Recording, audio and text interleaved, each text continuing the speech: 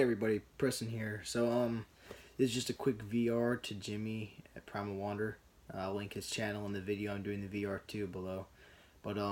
He's just asking whether or not he should get a Bark River. It's a $200 investment, and it's definitely something to think about before you decide to put that money into it. And he was saying, I've already got knives, but for some reason, I still want the Bark River.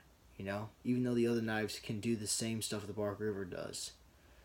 But basically, Jimmy, the Bark River, it just handles, they do a better job on ergonomics than molded plastic handles and stuff like on Moras, or even the sculpted handle on the Enzo and whatever.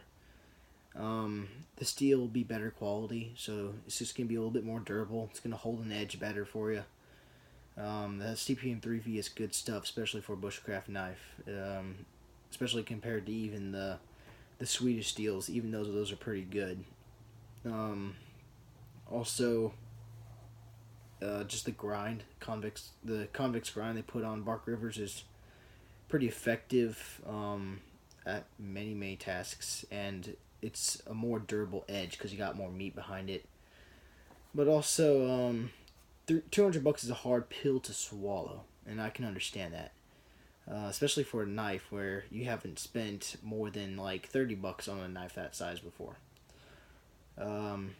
But the model you're getting, based on what you've described, what you've been wanting, and what you tend to be drawn to in a knife, I think that ultralight bushcrafter is the perfect model for you.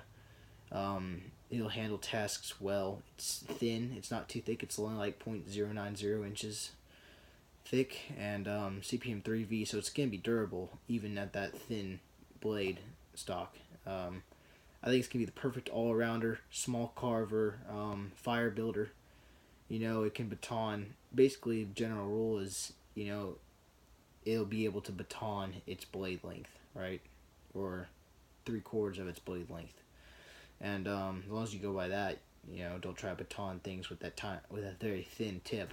If you're batoning 3/4 of the blade length piece of wood, you'll be good to go.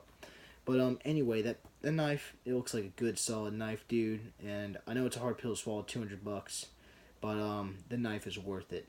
Now, don't be feeling like your other knives are not good knives. They are good knives. They get the job done. But the Bark River just has that, a different feel about it, if that makes sense. And that's why me and Jacob have been encouraging you to get one. Not that your knives are bad. That it's just that I don't know. There's just something about this that speaks to me a lot. Now, you have a girlfriend though, right? And you were raising the point. You could use that money to take her on a date and other stuff like that. And I can understand feeling guilty about spending that much money on yourself if you like to take your girlfriend out on dates, and that's like that's 5 dates. That's a good few months of going out with your girlfriend, depending on how often you go out. Now, if you go out once a week, that's only a month, maybe 2 months if you stretch it.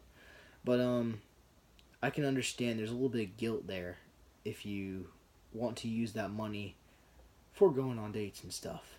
But if you think about it, you're not wasting the money. You're not throwing it away. You're buying a solid quality tool that you're going to use a lot. Heck, you can even carve or something with it. But I think that it's a worthwhile investment, and it's not a waste of money. I mean, it's not like you're saying, hey, I'm going to take this money that I would use to take you on a date, and I'm going to buy a candle lantern and a 5-pack of carabiners and a mechanical pencil, maybe some nail clippers. I'm just picking up crap that I have on my desk right now. Or a 5-pound bag of these little mints that I like to throw at Jacob. But it's a quality tool. It's an investment, but it's worth the investment. And I know what you mean if you feel kind of that guilt, because you feel like you're taking money away from your girlfriend, right? Or that you would use for her. But I'm pretty sure she would be behind you buying that tool anyway. I mean, what kind of girlfriend is gonna sit there and say, no, I don't think you should ever buy anything for yourself? That'd be kind of selfish. But Yeah, man. And the thing is, like for me, if you're being drawn to that knife and you want to buy that Bark River, don't try to settle for less and pick something that's good enough, because you're not gonna be satisfied with it. You're not gonna be happy with it. Um, I bought my Bark River, dude. It was $345 for this sucker after tax, but I don't regret it. Honestly, it was worth the money I spent. This knife satisfies me in the bushcraft knife department. I'm perfectly happy with this, and I'm not gonna need another bushcraft knife. I mean, it's comfortable, very well made, great fit and finish, beautiful, might I add. The contouring just looks so nice on this knife. The grind is great. This one's custom with a lowered blade tip, so I can drill with it. It's all in line with the handle and stuff, you see. And this is my baby right here. This is a great knife. And I think it's worth the extra money. And the steel just holds an edge like crazy. It's so durable. I mean, I've beat the snot out of that tip with batons and stuff like that over the last few months, man. And it's a tool you can really take a lot of pride in. All right, and that's what satisfies me when it comes to tools like this. My hatchet, same deal. It's special. This is my holy grail of chopping tools, just like this is my holy grail of bushcraft knives right here. Now, you're always going to be able to look and find a knife that's better or nicer, but this is the one that satisfies my needs and my wants as well. And that's what you're going for. And if you don't buy a knife that satisfies your needs and your wants, you're going to end up buying another knife. And the more that happens, the worse it gets. And eventually, you'll spend like $400 on more inexpensive knives when you could have just bought the Bark River and been happy with it.